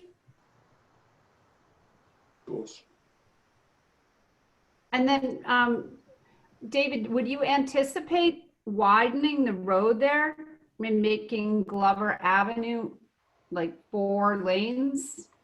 No, 2 not and 4 2? lanes. In fact, what the whole concept of a streetscape is and smart streets is to create it would certainly be wider, because among other things you would see bike lanes. And if you see what we've done up at or is beginning to be done up at the north end of Glover Avenue, you'll see that it's wider, because you have the 2 travel lanes. You have in some places you have a planted island. You have the wider sidewalks. You have some parking that is also parallel parking along the street, and the bike lane. So the streets are intended to be wider, but they're also intended to be with the brick pavers and what have you. The whole idea is to make sure that people don't go flying down them either. Right now it would be rather difficult because the roads are in pretty bad shape, but once they are done, what you don't want is to have it become really less appealing to be walking because people are driving so quickly. Right. Tammy, in answer to your question about the retail, we look at it, and here at Harbor Point, we've looked at and we have retail in the base of a number of our buildings. By no means all of them. It's really difficult, and retail is an odd duck, because you're not going to, unless you have either a destination that people say, I'm going to Walmart or whatever it may be, unless they're driving past it, they really don't stop in. And in a case like this, it's not an area where people would be driving past and saying, oh gee, I should just stop in at this place because it's right along my way. So you're really looking for the things that are going to support the people that are there more than anything else. And there's only so much of that you can really do, or else it withers on the vine. But that said, there are a number of things that are natural for that. And the other piece to it is that, again, if it turns out that that there is a demand for additional retail or a different type of retail. The base of some of these buildings, particularly 2.2 and 2.3, we can work our way around through that. You know, they currently show as residential that's right along the front of those buildings. So the parking garage is behind that. But that doesn't mean that it has to be that. It could be retail if in fact that was something that was appropriate and there was a demand for it. I think the only retail that's going to survive anyway is exactly what you're saying. It's like, if it's not supportive retail, it's not going to have a place in the next few years. Right. So, I mean, you're right, it can change, but I think it's just, that's really where it's going to be at. I worry more about the spillover of the business it can't support, like grocery stores, et cetera. And by the way, I just looked up, this is Silvermine Elementary area. Silvermine. Yeah, Silvermine's, but I mean, there's no room at that school. But I worry more about essential businesses like grocery stores, et cetera. And there's not enough density here to support that kind of business, and it's going to spill over. I do worry about the traffic pressures that it's going to create. So I understand what you're saying is it gets done in pieces. And I do understand and appreciate the logic of integrating this, but I mean, that really is a major concern of the pressures it puts on that particular area. And the good news is that you have a grocery store right in that area. So Stop and Shop is right there. So that, you know, and Walmart is right there. So there's not a huge amount of traffic for those types of uses that have to travel any significant distance. Well, isn't it kind of hard to figure out what kind of essential services you need until you know how many people are going to be living there? Which comes first?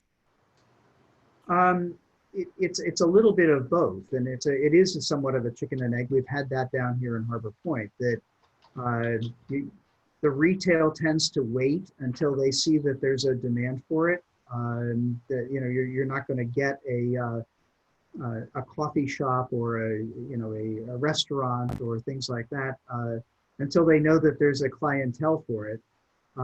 So it tends to lag a little bit in that respect, but then by the same token, the residential tenants are looking for the amenities, and they want to know that those types of things are coming. So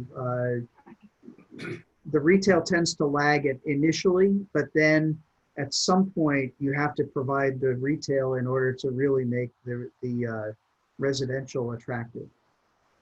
I want to add something to that. I remember Waypoint was explaining to us that they had trouble renting out a lot of their retail because they use formulas based on the number of people living within 5 minutes or 10 minutes.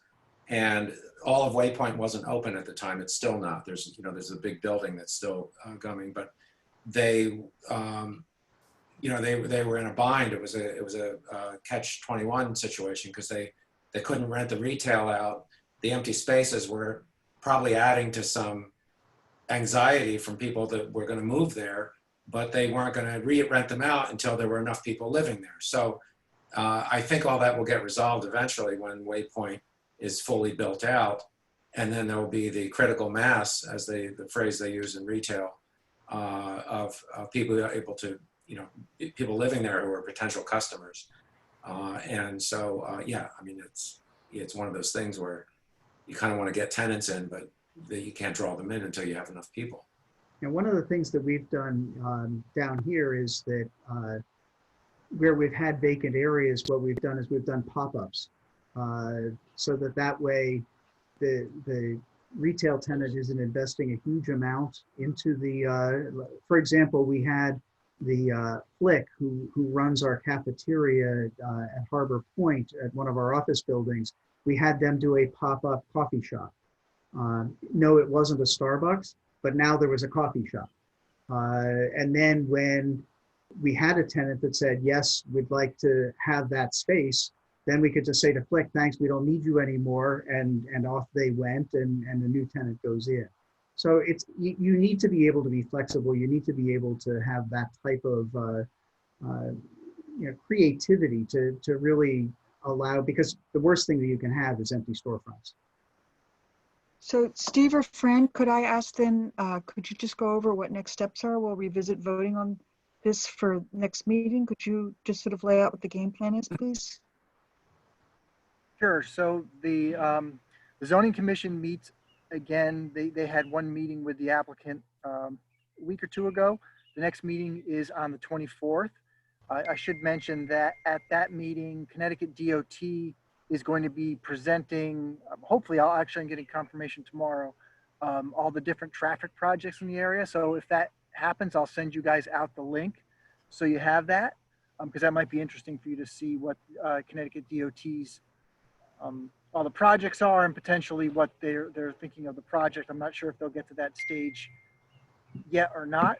From there, the zoning commission needs to schedule a public hearing, which will happen sometime in July. My guess is it won't get wrapped up right away because, as I mentioned at the beginning, there's a lot of moving pieces and they may approve it in stages. So, you're looking at an approval in August, or a vote, I should say, pardon me, vote in August or September. So even if you guys didn't feel you were ready at the July meeting, there's always the potential to look at it in August again too, but it's a little bit down the road. Are there other things that we need to go over tonight? In terms of this application? No, I don't Yes. think so.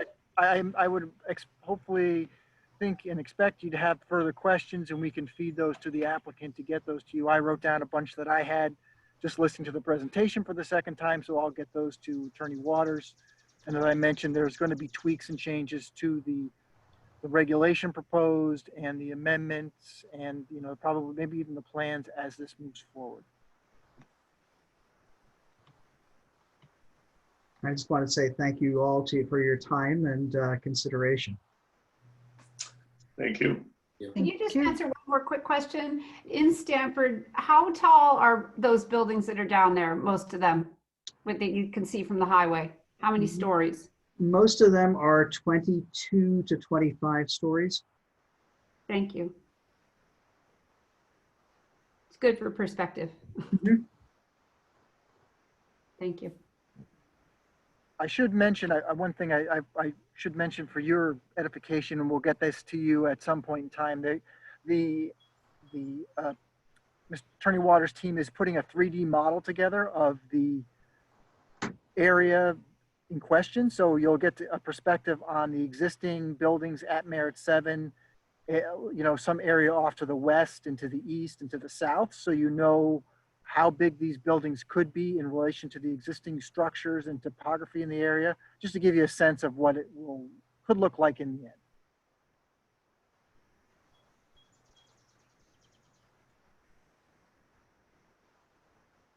Fran, I'll turn it over to you, assuming we're moving on.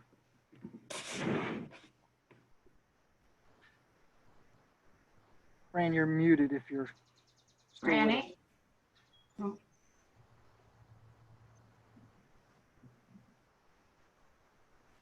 Nope. Yeah. Maybe She's her texting. battery All right, died. there she is. She's coming. No. Back. Nora, why don't you take over? No. All right. What? I'm sorry. What do you want? We're at Hold on. discussion of other items. Can you guys hear me? Yeah. Now we Don't can. Okay, don't I've been sit there trying, and- I didn't mute myself, okay? So whoever muted me, you did it on purpose and I'm gonna remember. That Okay? definitely was Brian Baker. That That's was, B-A-K-E-R, Baker. okay, so Baker, I got it. You had me on mute. I've been trying to talk for half an hour, Brian, okay? So, and I'm really annoyed about it. So let's move on. All right. What's next on the agenda? Let's see. You have East Norwalk TOD update. Does David need to stay with us? Nope.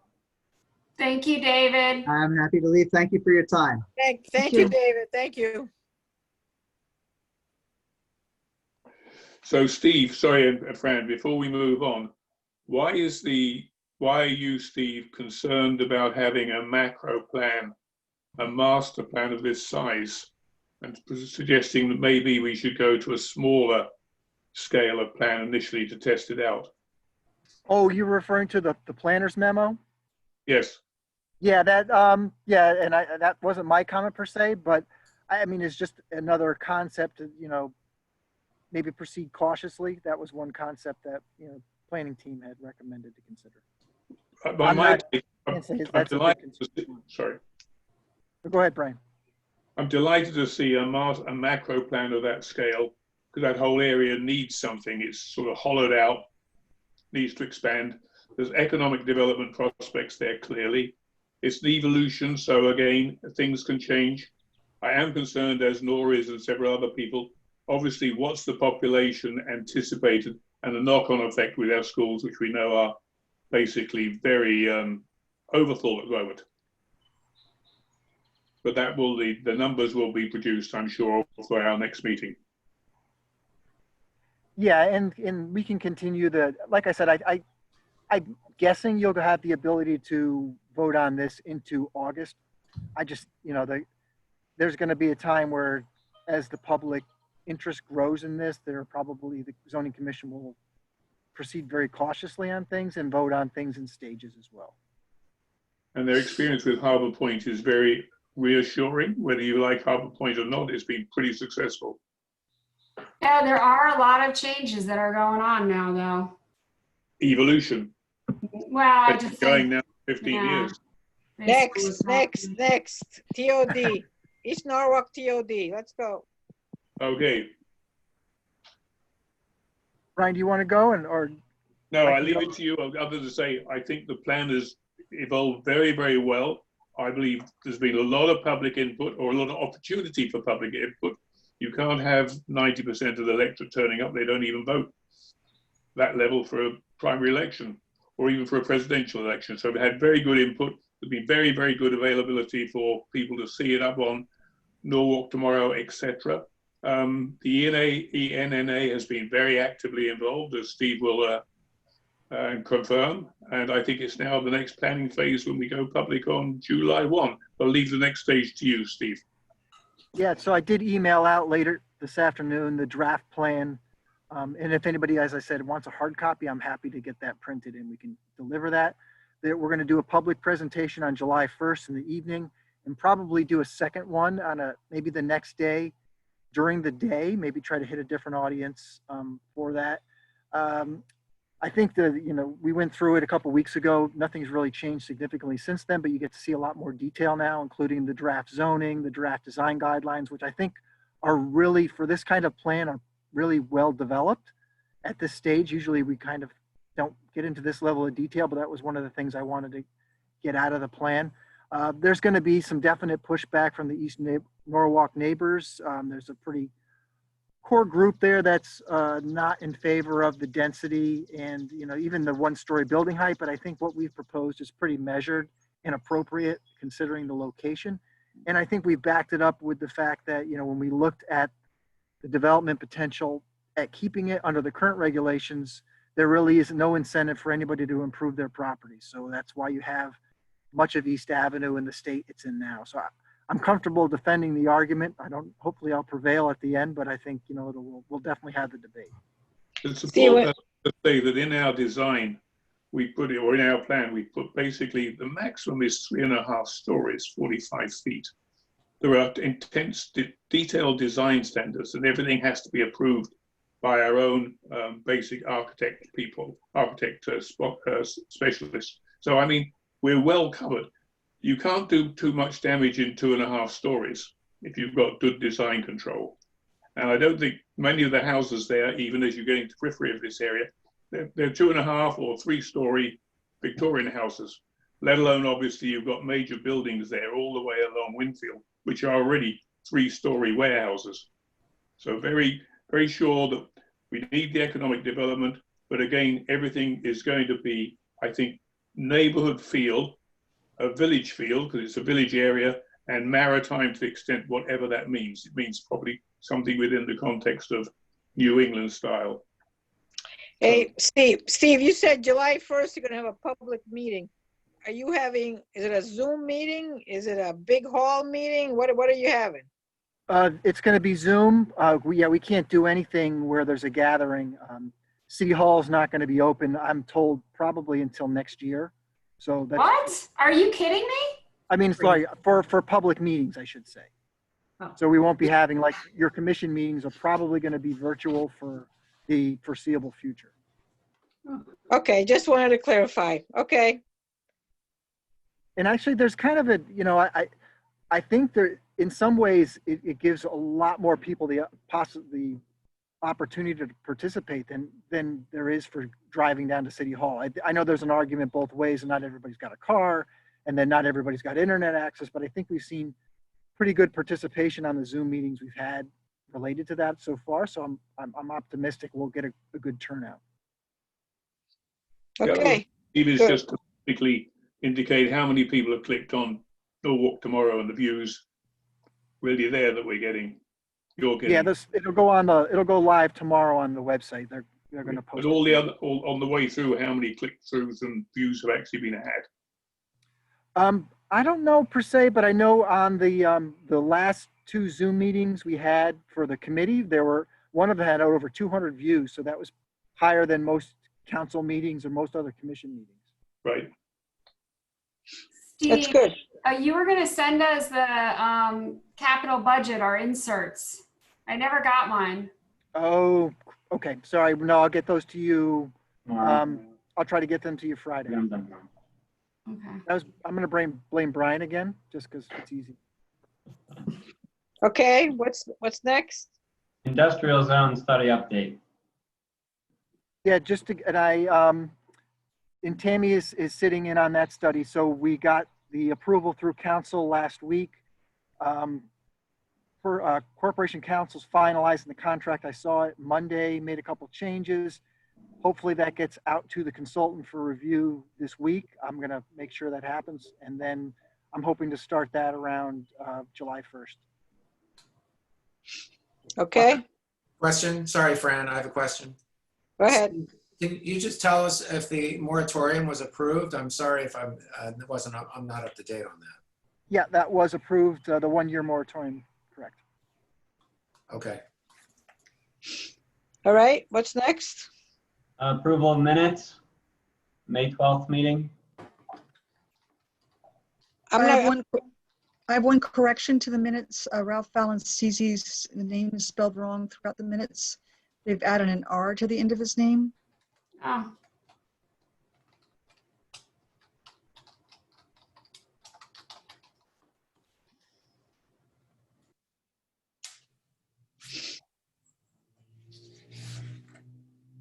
Nora, propose the minutes.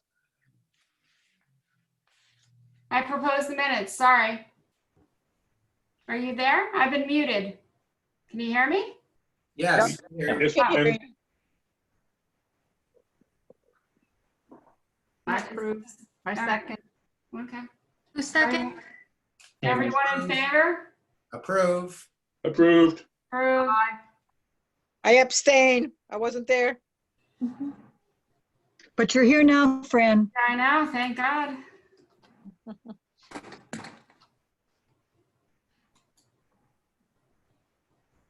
Okay. Would you like me to make a motion to adjourn, Fran? Well, is there anything else on the agenda? No. Comments of director? No, I'll just tell you quickly, the Pinnacle project, which is the last phase, the southern phase of Waypoint, they're still moving forward. I spoke with their attorney later last week. Their big stumbling block right now is they had a movie theater tenant and a major gym tenant, and they have to rethink whether that's feasible to go ahead right now, but they're still moving forward. They're going to be in front of the zoning commission. They anticipate sometime later this year. That was the LA Fitness with the swimming pool overlooking Matthews Park, I believe. It may have been. I don't know who that tenant was, but you could be correct. Yeah. Oh, Comments of commissioners? Well, all I'm going to say is good to see you guys, okay? Good to see you, friend. good to be good to be alive. And don't let up your guard on the virus, okay? Mask, gloves, stay, distance. I'm telling you guys that the virus is alive and well. So please take care. Said from a veteran. Said from a survivor, correct. And I sign up to donate plasma, but they haven't called me yet. So whenever they call. Sounds So, good, Fran. Thank you. Thank you. All right, adjournment. Tammy. All right, see you later. Close the re-adjourn. All right, bye. Somebody second. Bye-bye. Okay, thank you. Bye. Bye. Everybody. Bye.